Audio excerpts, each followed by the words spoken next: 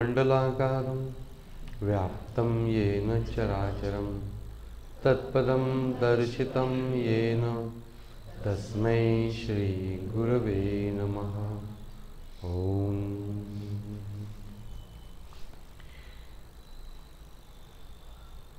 तपस्वाध्याय ईश्वर प्रणिधानाने क्रियायोग।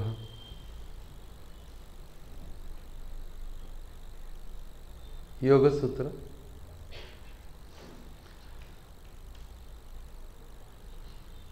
त्यातला पहिला चरण समाधी पाद हा पूर्ण झाला। त्यानंतर साधन पाद नावाचा दुसरा भाग सुरू होतो। अगोदरच्याच याच्यामध्ये सगळं समाधीचं वर्णन केलेलं आहे। सगुण समाधी म्हणजे काय, निर्गुण समाधी म्हणजे काय, सबीज समाधी म्हणजे काय, निर्बीज समाधी म्हणजे काय वगैरे सगळं सांगून सगळ्यात शेवटी जाणीवेच्या राज्याच्या पलीकडे असलेली जी समाधी तिचं वर्णन करून झालं।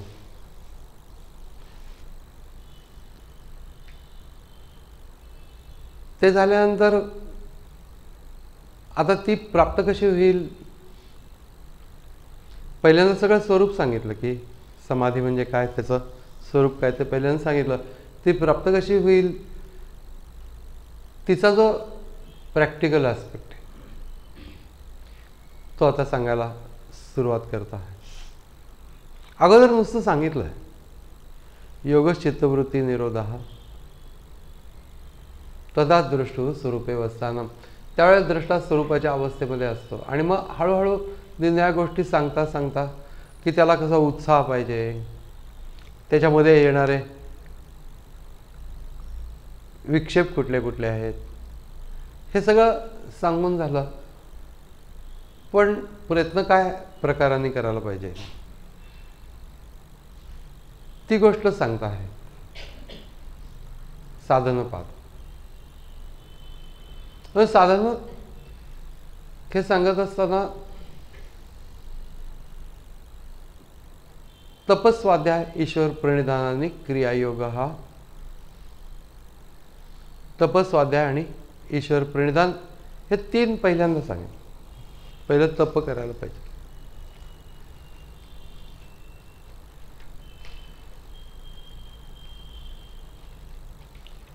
तप करायला पाहिजे म्हणजे ईश्वराशी आपला संबंध जोडणं ही प्रक्रिया। देवाला भेटायचं पण एवढ्या मोठ्या माणसाला भेटायचं असेल तर आपली काहीतरी पत असली पाहिजे। पत निर्माण करण्यासाठी तप करायला लागतं।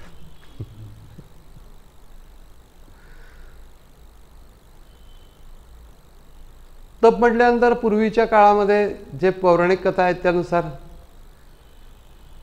त्यात जे लिहिलेलं असतं त्या कथांच्यामध्ये पार्वतीने शंकरासाठी तप केलं, कुणी कुणी कुणाकुणासाठी काय काय काय काय, बहुतेक सगळी तप राक्षस करतात आणि ते कितीतरी वेळ म्हणजे 5000 वर्ष मिनिमम। त्याच्या खालचे लोक लिंबू टिंबू असतात, 5000 वर्षाच्या खाली तपच नाही करायचं, ते काही गृहीतच नाही। म्हणजे 1000 वर्ष वगैरे म्हणजे सामान्य तप। या सगळ्या तपाच्या ज्या कल्पना आहेत, पायाच्या अंगठ्यावरती उभं राहून वायू भक्षण करून, म्हणजे अगोदर पहिला फळं, नंतर पानं, सुकलेली पानं, त्याच्यानंतर वायू भक्षण करून राहणे, या सगळ्या गोष्टींच्यामुळे आपल्याला काही हे जमणार नाही हे पहिल्यांदाच मनात येतं। आपल्या दर 2 तासांनी खायला लागतं। त्यामुळे ही गोष्ट तर काही आपले बस की बात नाही असं वाटलं तर हे तप। या सगळ्या कल्पना पूर्वीच्या वाङ्मयामध्ये एक अतिशयोक्तीचा एक भाग असायचा की लोकांचं लक्ष तिकडं वेधलं जावं याच्यासाठी। एक अतिशयोक्तीचा भाग, एक भीतीचा भाग, त्याच्यात असे वेगळे वेगळे पूर्वीच्या वाङ्मयाचे पैलू होते त्याच्यातला हा तप या गोष्टीचा वैचारिक दृष्टीने पूर्ण वाटोळ कशाने झाला असेल तर त्या पौराणिक वाङ्मयाने कुणालाही तपाबद्दल काहीही वाटत नाही. भगवद्गीतेने पहिल्यांदा तप ही गोष्ट आपल्या आचरणाच्या पातळीवरती आणली. तप म्हणजे त्रास सहन करणे हा एक भाग आहे, पण याचा अर्थ ते वाटेल ते त्रास सहन करणे म्हणजे सूर्याच्या उन्हामध्ये बसणे, चारी बाजूला अग्नी पेटवणे, मध्ये बसणे, असले प्रकार भगवद्गीतेने नाही सांगितले. कारण या प्रकारांच्या मधनं मुख्य उद्देश काय, ज्ञानप्राप्ती. त्याचं कसं हे डोकं तापलं वगैरे तर कशी काय ज्ञानप्राप्ती होणार. ते या ज्या भोंगळ कल्पना पूर्वीच्या वाङ्मयाच्या मधल्या या सगळ्या भगवद्गीतेने उडून टाकल्या. फार मोठी गोष्ट भगवद्गीतेने जे केले असेल, अनेक केलेले आहेत, त्याच्यातली ही फार महत्त्वाची गोष्ट आहे की पहिल्यांदा सांगितलं की कायिक तप शरीराचं, देवद्विज गुरु प्राज्ञ पूजनम शौचमार्जवम ब्रह्मचर्य अहिंसाच शारीरम तपोच. संयम थोडासा पाळला पाहिजे. देवाचं पूजन थोडंसं तरी, अगदी घाई असली तरी एक फूल वाहून नमस्कार करणे. द्विज गुरु प्राज्ञ म्हणजे जे सत्वशील आणि विद्या प्रदान करणारे आहेत, विद्वान आहेत, कोणत्याही क्षेत्रामध्ये विशेष मान्यता राजकारण सोडून पावलेले आहेत. हे सर्व लोकांच्यामध्ये काही विशेष क्षमता असते आणि जिथे जिथे म्हणून विशेष क्षमता असते त्या त्या ठिकाणी ईश्वराचं अधिष्ठान आहे. या दृष्टीने पहिल्यांदा आम्ही पूजन करणं म्हणजे आदरभाव राखणं. प्रत्यक्ष पूजन जे गुरूंचं पूजन, सत्वशील अशा व्यक्तींचं पूजन आणि देवपूजन. शौचम हे शुचिर्भूत राहणे. शुचिर्भूत आंतरिक शुचिता आणि बाह्य शुचिता या दोन्ही गोष्टी आहेत.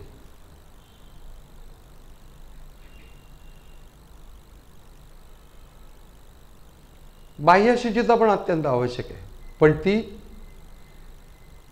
सर्वात महत्त्वाची गोष्ट नसून आंतरिक शुचिता ही विशेष महत्त्वाची गोष्ट आहे. बाह्य शुचिता आवश्यक का आहे. ज्ञानेश्वर महाराजांचे दृष्टांत आहेत की दारूच्या बाटलीमध्ये जर का गंगाजल ठेवलं तर लोकांना शंका येतेच. म्हणजे बाह्य आवरण हे शुची पाहिजे, शुद्ध पाहिजे. माणूस बघितल्यानंतर लोकांना अशुची वाटता कामा नये. पवित्र वाटेल हे सांगता येत नाही, पण आपल्याला कमीत कमी आपल्या अस्तित्वाचा लोकांना त्रास होऊ नये. कपडे स्वच्छ पाहिजेत, कितीतरी गोष्टी.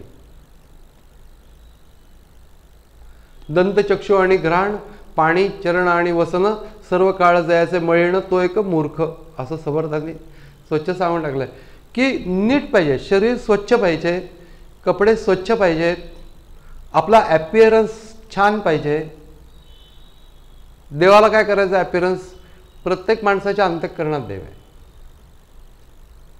आपल्या बघितल्यानंतर अप्रसन्नता निर्माण होणार नाही याची काळजी घेतली पाहिजे. इम्प्रेशन पडलं पाहिजे पुढची गोष्ट आहे, म्हणजे त्याची आवश्यकता इथं गीतेमध्ये मांडलेली नाही आहे. पण पहिले म्हणजे आंतरिक शुचिता पाहिजे. बाह्य शुचिता अजिबात महत्त्वाची नाही असं नाही आहे. जरा छान कपडे बिपडे घातले स्वच्छ म्हणजे की आपल्याला थोडंसं फ्रेश वाटतं, ती बाह्य गोष्ट आपल्या चेहऱ्यावरती प्रकट होते.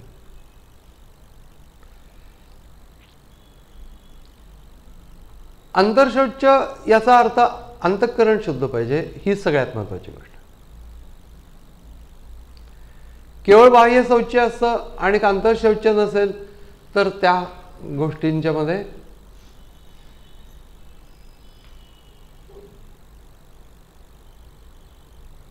फार महत्त्व बाह्य शुचितेला नाही, पण अंतर्शुचितेला विलक्षण महत्त्व आहे. पण दोन्ही गोष्टींना महत्त्व आहे असं आपण समजलं पाहिजे.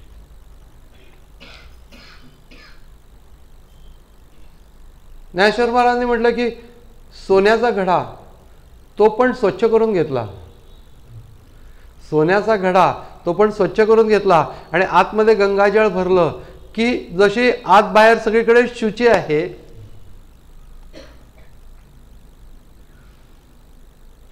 तैसा बाहेर निष्काम व्यापारू आणि अंतरी विवेक साचारू, तो सबाह्य घडला आकारू शुचित्वाचा. आत बाहेर शुचित्वाचा आकार. विवेक म्हणजे योग्य विचार जे ईश्वराशी संबंधित आहेत, तत्वाशी संबंधित आहेत, असे जे विचार आहेत, शास्त्राला धरून असलेले विवेक. आतमध्ये विवेक आहे म्हणजे ज्ञानमय अवस्था थोडक्यात म्हणजे. आणि बाहेर सुद्धा आचरण अतिशय शुद्ध. सुंदर दृष्टांत हे ज्ञानेश्वर महाराजांचं वैशिष्ट्यच आहे. तैसे सद्भाव अंतरी बाहेर दिसत, म्हणजे अंतरामधले सद्भाव बाहेर दिसतात, फाकत असलेले दिसतात.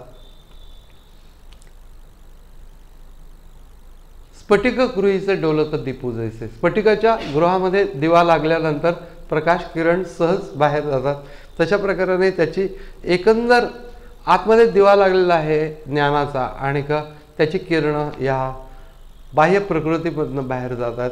पण प्रकृती पण तितकी अनुकूल आहे. बाह्य प्रकृती ही स्फटिकगृहासारखे आणि आतमध्ये दिवा लागलेला आहे. म्हणजे नुसतं स्फटिकगृह आहे, आतमध्ये दिवा लागला नाही उपयोग नाही. आतमध्ये दिवा आहे परंतु त्याच्यानंतर बाह्य प्रकृती मलिन आहे, प्रकाश किरण बाहेर, असं नाही. संतांचं वर्णन चाललेलं आहे. तैसे सद्भाव जीवगत बाहेर दिसती फाकत, स्फटिक गृहीचे डोलत दीपू जैसे. पण बाह्य अंतर दोन्ही गोष्टींना महत्त्व आहे, पण विशेष करून दिवा लागणं यालाच महत्त्व आहे.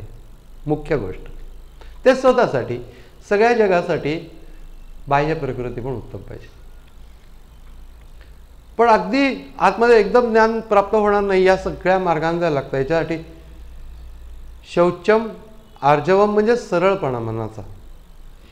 दुसऱ्या लोकांची आर्जव करणे असा जो शब्द प्रयोग आहे की कशाला त्याची आर्जव करताय, तो अर्थ इथं नाही आहे. आर्जव म्हणजे सरळपणा, आतमध्ये जे आहे तेच बाहेर प्रगट होणे. ब्रह्मचर्य अहिंसाच शारीरम तप उच्यते. तप का म्हणायचं तर या सगळ्या गोष्टींसाठी म्हणून मन थोडा विरोध करतं. सकाळ संध्याकाळ स्नान मला नाही जमणार, मग एकदा तरी कर. पण मन थोडंसं विरोध करत असतं. कधी कधी शरीर पण विरोध करतं, पण ते आपण स्वच्छ ठेवलं पाहिजे. मुख्यतः अंतःकरणामध्ये वाटेल ते विचार येतात. नामस्मरण. तन पवित्र सेवा करे, धन पवित्र दिये दान, मन पवित्र हरिभजन से इसविध हो कल्याण. हीच गोष्ट बस.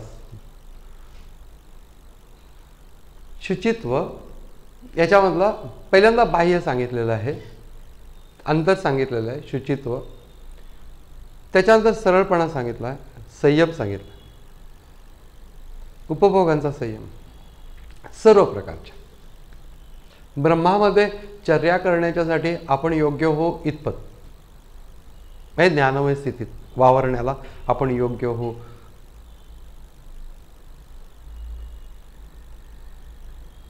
त्याच्यानंतर अनुद्वेग कर्म वाक्यम सत्यम प्रिय हेतंच स्वाध्याय अभ्यसनं चैव वाङ्मयं तपोच्यते.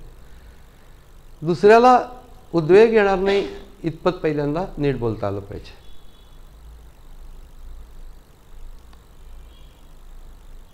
सत्य असलं पाहिजे, ते सत्य प्रिय असलं पाहिजे. गोड बोलणे नाही, सत्य बोलणे. आणि प्रिय म्हणजे दुसऱ्यांना बरं वाटेल अशा प्रकाराने सत्य सांगणं.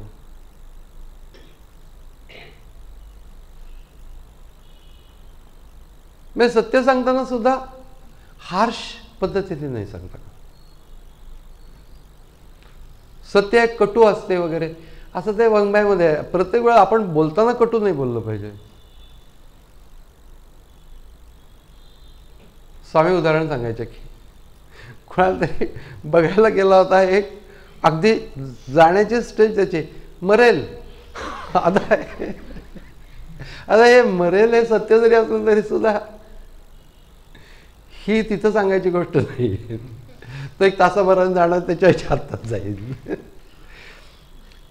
कटुपणाने सत्य बोलता कामा नये.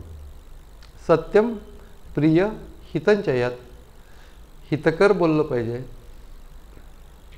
ते ज्ञानीपुरुषांचं वर्णन करतात. ज्ञानेश्वर महाराज म्हणतात, पाणी मुद्दल झाडा जाय, तृण ते वेळीच जिये, तैसे एका बोले होय सर्वांचे हित. म्हणजे मुख्य झाडाला पाणी घालताना आजूबाजूच्या तृणाला आपोआपच मिळतं, तसं एका कुणाशी बोलत असताना बाकीच्यांना सगळ्यांना त्याचा लाभ होतो. आपण एवढंच लक्षात केलं पाहिजे की कल्याणकारी बोलायचं, अशुभ बोलायचं नाही, निगेटिव्ह बोलायचं नाही, अमुक एक गोष्ट होणार नाही असं म्हणायचं नाही.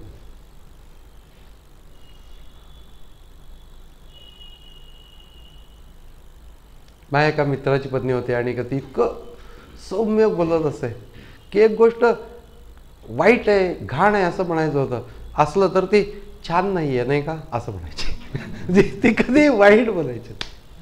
बोलतानाच किंवा या कृष्णाजी केशव कोलटकरांची जी पत्नी, हे ती पण एकभुक्त राहिली होती एवढ्यासाठी म्हणून की हे आर्थिक परिस्थिती कमी होती आणि त्या ह्याच्यामध्ये सांगायचं म्हणजे हे ग्रंथ लिहायचा होता. मग त्यावेळेला शिकवण्या करणे किंवा काहीतरी करणे हे काही काम करायला लागू नये म्हणून आहे त्याच्यात मी भागवीन म्हणून सांगितलं. एकच वेळ जेवायची, त्यामुळे एकभुक्त राहिली होती सबंध ग्रंथ होईपर्यंत. केवढा परिणाम त्याच्यावरती. तर त्यांनी एका ठिकाणी असं लिहिलं होतं की या गोष्टीमुळे म्हणजे त्या एका दगडात दोन पक्षी मारल्यासारखे होते. भाषेचे मध्ये म्हणच आहे एका दगडात दोन पक्षी. तर त्याच्यामध्ये ती म्हणली त्याच्यापेक्षा तुम्ही असं नाही का लिहू शकणार, एका घासात दोन जीव जगवल्यासारखं होतं. हे बोलताना बघा किती फरक आहे. सौंदर्य विलक्षण असतं माणसाच्या अंतःकरणाला की जर का ते अशा रीतीने हळूहळू तत्वाशी संबंधित होत जाईल. म्हणून प्रिय हितंचयत आणि काही या पद्धतीने बोलणं नसेल ज्या वेळेला, स्वाध्यायाभ्यसनंचैव वाङ्मयं तप उच्यते.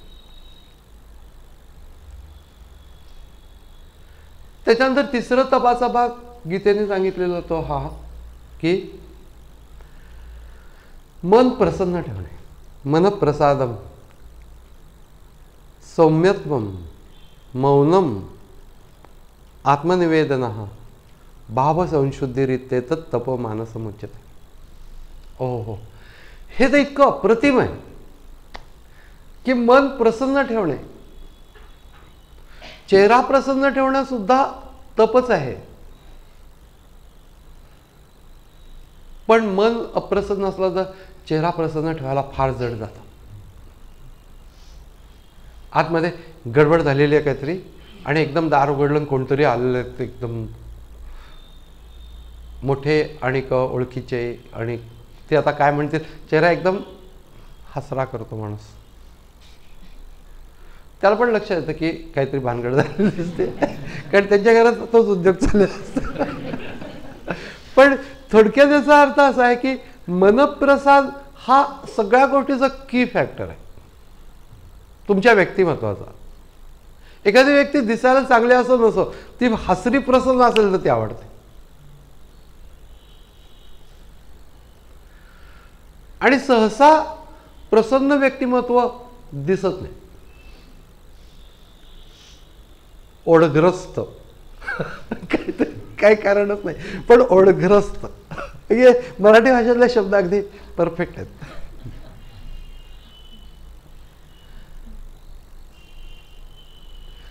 अशा प्रकारचे सगळे जे चेहरे आहेत ते अंतःकरणाची स्थिती दर्शवतात.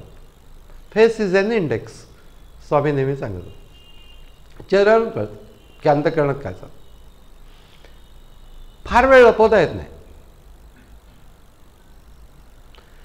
मग अंतःकरण प्रसन्न करण्यावरती भर आहे. मनप्रसाद, सौम्यत्वम. कितीही वागणं सौम्य करण्याच्यासाठी मनातले भाव सौम्य ठेवणं.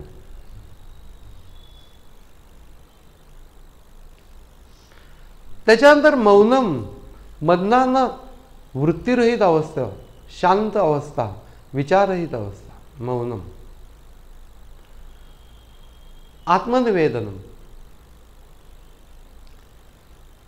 अंतःकरणाशी संबंधित जो जो काही भाग आहे बाह्य संसाराचा, तो थोड्या वेळपर्यंत सीमित केल्यानंतर लक्ष जे स्वकडे जातं, आत्मनिवेदनम. आणि त्याच्यानंतर सगळ्यात महत्त्वाचा भाग भावसंशुद्धीरित्ये तत्तप मानसमुच्यते. भावसंशुद्धी. भावसंशुद्धी म्हणजे अंतःकरणातला भाव नेहमीच चांगला असणे, ठेवणे. साधू पुरुषांच्या बाबतीतला कमालीचा चांगला असतो. गजानन महाराजांच्या पोथीमध्ये तुम्ही बघितलं असेल की ते पाटील मंडळी महाराजांना शिव्या देत असत, काही बोलत असत. त्यातल्या त्यात दासगणू महाराजांनी त्यातल्या त्यात बरं त्यांचं लिहिलेलं आहे, परंतु ते कायच्या काय बोलत असत. आणि त्यांच्याबरोबर ते जे हरी पाटील होते ते म्हणत असत की आपण तिकडं जाऊ, परत तुम्ही नका इथं थांबू वगैरे, हे उन्मत्त झालेले आहेत. तो धीर धर, हे माझे सगळे भक्त आहेत, हे सगळे भक्त आहेत. आता हे तर द्रष्टापुरुषच आहे, म्हणजे त्याला या सगळ्या गोष्टीची माहिती असली तरी देखील त्यांनी कधीही वेडावाकडा भाव घेतला नाही. बघा वाटोळ होईल वगैरे काही. माझे भक्त आहेत. आपण किती लोकांच्या बाबतीमध्ये आपल्यावर जळतात, आपलं त्यांना पाहायचं चांगलं पाहावं वाटत नाही, नंतर हे असे आहेत तसे. ईश्वर स्वरूप आहेत असं मनामध्ये ठेवण्याचा प्रयत्न करणे. जो त्रास होतो त्या त्रासाला तप असं म्हणतात. पांडुरंग शास्त्रींनी फार छान सांगितलं की पहाटे उठलं, ज्या वेळेला झोपायची वेळ आहे अजून थोडीशी, त्याच्या अगोदर उठलं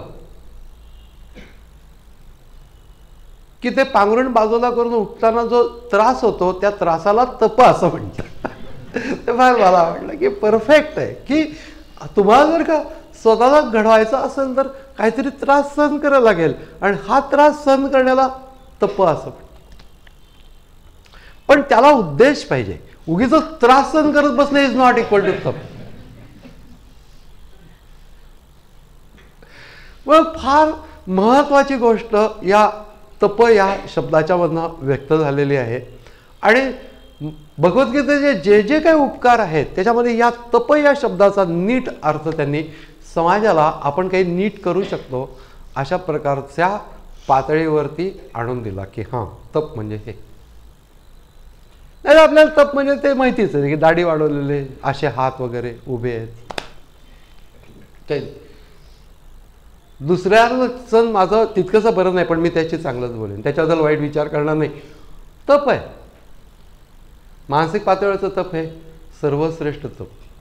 शारीरिक पातळीवर पासूनच सुरुवात करायला लागते. एकदम मानसिक पातळीवरती भावसंशुद्धीपर्यंत मी जाईन असं काही करता येणार नाही. हळूहळू भाव याचा अर्थ अस्तित्व, अस्तित्वाची जाणीव सदोदित शुद्ध स्वरूपामध्ये ठेवणे ही भावसंशुद्धी. पण हे तर योगपर झालं, कारण की हा सगळा योगाचाच मार्ग आहे. पण कमीत कमी इतक्या पातळीपर्यंत आपण समजून घेतलं पाहिजे की उगीच स्वतःच्या बद्दल सुद्धा आणि इतरांच्या बद्दल सुद्धा वेड्याकडे विचार करायचे नाहीत. माझं कधीच धड होणार नाही. भावसंशुद्धी राख, माझं नेहमी चांगलं होईल. तुला काय होणार आहे माहिती नाही ना, चांगलं होईल म्हणणं. कुठल्याही व्यक्तीच्या बाबतीत विचार करताना ऑल द टाइम चांगला विचार करणे, परिस्थितीचा विचार करताना चांगला विचार करणे, स्वतःच्याबद्दल विचार करताना चांगला विचार करणे. त्रास होतो थोडासा सुरुवातीला, असं कसं होईल, आपलं आतापर्यंत कधी धड नाही झाले, अमकं तमकं, गप्प बसवायचं मला आणि चांगला विचार करायचा. अशा रीतीने करता करता करता अंतःकरणामध्ये एक प्रकारे नेहमी सात्विकतेचा आविर्भाव राहतो आणि याच्यामुळे ज्ञानाची प्राप्ती होते. मग प्रत्येक शब्द जो आहे त्या प्रत्येक शब्दाचा संबंध योगस्थिती प्राप्त होण्याची आहे. कारण की योगशास्त्र हे काही तुम्हाला एक जनरल बिहेवियरल सायन्स नाही आहे. हे कशासाठी आहे? तपस, स्वाध्याय, ईश्वर प्रणिधान आणि क्रियायोग हा, तर ते समाधी भावनार्थ, क्लेश तनु, तनु म्हणजे कमी, तनु याचा अर्थ लहान, ते क्लेश तनु करण्यासाठी म्हणून करणार्थश्च, आणि कशासाठी? तर क्लेश तनु करण्याच्यासाठी म्हणून, कमी करण्यासाठी म्हणून. क्लेश कुठले आहेत? अविद्या, अस्मिता, राग, द्वेष, अभिनिवेश. सुरुवात कशापासून होते? अविद्येपासून होते. अविद्या म्हणजे काय? की संसारो परमार्थोयम संलग्न स्वात्मवस्तूनी, संसार हाच जीवनामधला परमार्थ आहे आणि तो आत्म्याचा आहे असं वाटणं. इति भ्रांती अविद्यास्यात विद्या एषा निवर्तते, विद्येनेच ती निघून जाते. पण हा दोन गोष्टी आहेत की एक तर क्लेश कमी करणे आणि दुसरी गोष्ट म्हणजे समाधी भावनार्थश्च. समाधी भावनार्थश्च म्हणजे ज्या ठिकाणी ज्या गोष्टीचं मला ध्यान करायचं त्याच्यावरती लक्ष एकाग्र करण्याची आणि त्याच्यामध्ये विलीन होण्याची जी प्रक्रिया आहे, जोपर्यंत ती क्रियात्मक भागामध्ये असते, वैचारिक क्रिया का होईना क्रियात्मकच भाग आहे तो, तोपर्यंत ती समाधी भावनार्थ. शेवटी काय की समाधी प्राप्त होणं हा योगाचा उद्देशच आहे. बुद्धितत्वाशी एकरूप होऊन जाणे याला समाधी असं म्हणतात. त्या अवस्थेमध्ये काही काळ असतो. पुढे ती ज्ञान समाधी होणे, सहज समाधी वगैरे ह्या पुढच्या गोष्टी आहेत. परंतु मुख्य म्हणजे लक्ष एकत्र करणे, एका ठिकाणी केंद्रित करणे, या सगळ्या गोष्टीच्यासाठी म्हणून एकदम बसलो आणि एकदम ध्यान करतो, तिकडे लक्ष एकत्र करतो, समाधी प्रकृतीच मध्ये येते ना. प्रकृतीगत ज्या ज्या काही गोष्टी असतात त्या त्या सगळ्या स्मृती रूपामध्ये असतात, वृत्ती रूपाने प्रकट होतात. त्या नुसती प्रक्रिया केली आणि एकदम समाधी का लागत नाही? वृत्ती निर्माण होतात. वृत्ती का निर्माण होतात? प्रकृती अनुकूल नाही म्हणून. प्रकृती अनुकूल का नाही? हे सगळं सांभाळलेलं नाही अजून. म्हणून ह्या गोष्टींचा याच्याशी डायरेक्ट संबंध आहे.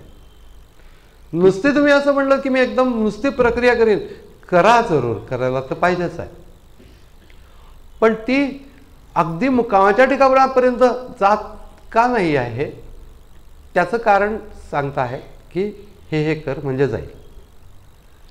निरनिराळ्या प्रकारचे विक्षेप निर्माण होतात, हे अगोदरच्या विभागामध्ये सांगितलं. आता त्याच्यावरचा मार्ग सांगतायत. तप, स्वाध्याय, ईश्वर प्रणिधानाने क्रियायोग. हा क्रियायोग म्हणजे बाह्यता करायची गोष्ट आहे. ध्यानावस्थेच्यासाठी योग्य अशा प्रकारची आपली प्रकृती अंतःकरण तयार करणे हे बाह्य जीवनामध्ये वावरत असतानाच करायला लागतं. ध्यान करतानाच मी ध्यानाला योग्य अंतःकरण कसं तयार करणार? बरं, समाधी म्हणजे ही ज्ञानमय अवस्था, योगमय अवस्था प्राप्त व्हावी अशा प्रकारचं माझ्या मनामध्ये विलक्षण येणं, याच्यासाठी सुद्धा प्रकृती घडायला लागते. मी अतिशय सुखात निवांतपणाने पडलो आणि एकदम नारायण घरामध्ये आला असं काही होत नाही. सुखे येतो घरा नारायण असं नाही येतं. पण त्याला माझ्या अंतःकरणाची ठेवण ते करावाचे. मला सगळं समजतं, पण मला ड्राईव्हच निर्माण होत नाही. जो ड्राईव्ह निर्माण होत नाही, कळतं हे करायला पाहिजे पण ड्राईव्ह निर्माण होत नाही, याचं कारण अंतःकरणाची ती स्थिती डेव्हलप नाही झालेली. आणि ती स्थिती न डेव्हलप होण्याचं कारण की बाह्यता ही सगळी प्रकृती चेंज होणं, ट्रान्सफॉर्मेशन आणि तशी उत्सुकता निर्माण झाली पाहिजे की मला हे व्हायला पाहिजे आहे. समाधी भावनार्थ, भावना असं म्हटले, समाधीसाठी म्हणून नाही, समाधी भावनेसाठी मला ते प्रक्रिया करावी असं वाटणे. गदळ कपडे घातलेत, घाणेरडे, आंघोळ केलेली नाही, ध्यान करू मरू देत असं जे वाटतं. कारण का तर निरुत्साह आहे, अस्वच्छतेमधनं आलेला निरुत्साह आहे. सर्व प्रकाराने बाह्य प्रकृती, अंतरस्थिती, या सर्व गोष्टी, ही गोष्ट तुझी इतकं सगळं करायला लागतं. अरे ईश्वर प्राप्ती ही काय सामान्य गोष्ट थोडीच आहे. किंवा गेले सहज भाजी विकत आणली तशी ईश्वर प्राप्ती झाली, तसं होत नाही. म्हणून तत्वाचा वेध हजारो वर्ष, लाखो वर्ष माणूस घेत आलेला आहे, क्वचित कुणाला तरी लागलेला आहे. सगळे शास्त्रज्ञ त्याच्या पाठीमागे आहेत की त्या तत्वाचा वेध घेण्याच्यासाठी. म्हणून हे सगळं करण्याचं कारण काय आहे की ही फार महत्त्वाची गोष्ट आहे, केवळ मानवाला प्राप्त आहे की जो तत्वाचा वेध घ्यावा अशा प्रकारची प्रेरणा त्याच्यामध्ये कुठेतरी आहे प्रत्येकामध्ये. आणि ती प्रेरणा जास्तीत दृढ करणं समाधी भावना. क्लेश तनु करणं म्हणजे कमी करणं, ही गोष्ट त्याला उपकारक होते. पण मुख्यतः मला हे करावं, हे प्राप्त करून घ्यावं असा जो उत्साह निर्माण व्हायला पाहिजे, याच्यासाठी म्हणून मला क्रियायोग म्हणजे बाह्य जीवनामध्ये मी माझ्या अंतस्थितीला योग्य अशा प्रकारच्या क्रिया करणे, घडवणे. त्या क्रियांच्यामध्ये एक बिहेवियरल पार्ट आहे, तो पहिल्या तप याच्यामध्ये सांगेल. स्वाध्याय याच्यामध्ये अंडरस्टँडिंग की ही प्रक्रिया काय आहे, त्याच्या पाठीमागचं तत्व काय आहे, त्याच्या पाठीमागचा माझा संबंध काय आहे, हे सगळं समजून घेणं, त्याचा थोडा अभ्यास करणे, याला स्वाध्याय. स्वाध्याय म्हणजे ज्ञानेश्वर महाराजांनी असं म्हटलं की चेंडू आपण जमिनीवरती आपटतो तो एवढ्यासाठी की तो आपल्याकडे परत यावा म्हणून. तशा प्रकारे आपण अवधान त्या शास्त्रांवरती देण्याचं कारण ते आपल्याकडे आणायचं असतं म्हणून. किंवा दुसरा दृष्टांत त्याने दिलेला आहे की आपलं रूप जर का पाहायचं असेल तर आपण आरशात पाहतो, पण आपलं स्वरूप पाहायचं असेल तर शास्त्रात पाहायला पाहिजे. म्हणजे समजून घेणं, शास्त्रातून समजून घेणं. प्रतिबिंब हे आपलं स्वरूप नाही आहे, आपलं स्वरूप जे आपलं आहे तेच आहे, परंतु ते कसं दिसतं ते प्रतिबिंब पाहून आपण ठरवतो. तसंच आमचं आत्मस्वरूप कसं आहे हे समजण्यासाठी शास्त्रामध्ये बघतो, म्हणून तो एक आरसा आहे की ज्याच्यामुळे आपलं स्वरूप पाहिजे. स्वस्य अध्याय इथे स्वाध्याय. तपस्वाध्याय ईश्वर प्रणिधान, याचा अर्थ ईश्वराचं स्मरण करणे, सगळ्या व्यवहारांच्या मध्ये नामस्मरण ठेवणे. फार महत्त्वाचा भाग आहे हा की याच्यामुळे मन ईश्वर असे संबंधित होऊन राहतं, जोडलेलं राहतं, पक्क जोडलेलं योगाच्या स्थितीमध्ये जातं. त्याच्यासाठी मस्तकामध्ये लक्ष केंद्रित करणे, शांत बसणे, स्ववरती, आतमध्ये परमात्माच आहे स्वरूपामध्ये, ईश्वरच आतमध्ये माझ्या स्व या जाणीवेच्या मधनं जे स्वरूप मला अनुभवाला येईल त्या रूपात तो ईश्वर आहे. म्हणून स्ववरती लक्ष केंद्रित करायचं. त्याच्यासाठी म्हणून मस्तकामध्ये लक्ष केंद्रित करणं, त्याच्यासाठी म्हणून मंत्र स्मरण करणं, कुठलाही असेल, सोहम असेल, ओम असेल, श्रीराम असेल, करता करता लक्ष आतमध्ये ठेवून ते फायनली स्ववरती ठेवलं की तिथं स्थिर करणं. ध्यानाची प्रक्रिया ही होण्यासाठी काय काय करायला लागतं बाह्य जीवनात? क्रिया योगा. फार सुंदर सूत्र आहे, हळूहळू बघू. हरिओम तत्सत. ओम